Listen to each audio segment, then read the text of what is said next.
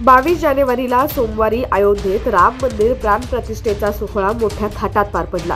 पंतप्रधान मोदींच्या हस्ते झालेल्या या प्राणप्रतिष्ठा सोहळ्यासाठी देशातील अनेक मान्यवर, उद्योगपती, राजकारणी, बॉलिवूडमधील कलाकारांसह हजारो नागरिक उपस्थित होते।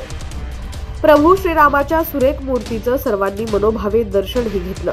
या सोहळ्याची चर्चा आता कित्येक महिने सुरूच राहील।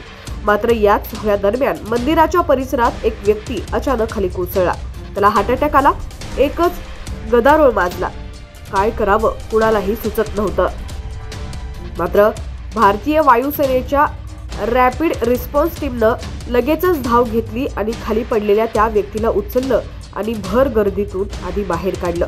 मेडिकल इमर्जन्सीसाठी तैनात करण्यात आलेल्या मोबाईल हॉस्पिटलमध्ये त्या माणसाला दाखल करून तातडीनं त्याच्यावरती वैद्यकीय उपचार करण्यात आले।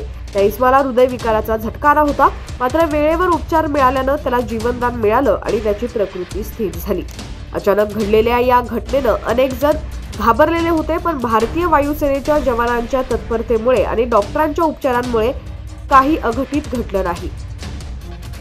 वास्तविक 65 वर्षांचे रामकृष्ण श्रीवास्तव अभिषेक हे 22 जानेवारीला प्राण प्रतिष्ठा समारंभात सहभागी होण्यासाठी अयोध्येत आले होते।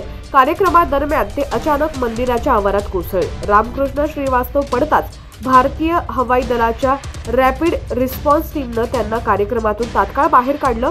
त्यांचे नेतृत्व विंग कमांडर मनीष गुप्ता यांनी केलं। रामकृष्ण श्रीवास्तव पडल्यानंतर अवघ्या 1 मिनिटात त्यांना जवळच असलेल्या मोबाईल हॉस्पिटलमध्ये नेण्यात आलं।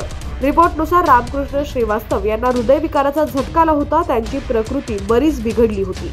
प्राथमिक तपासणीत त्यांचा रक्तदाबही खूप वाढलेला होता।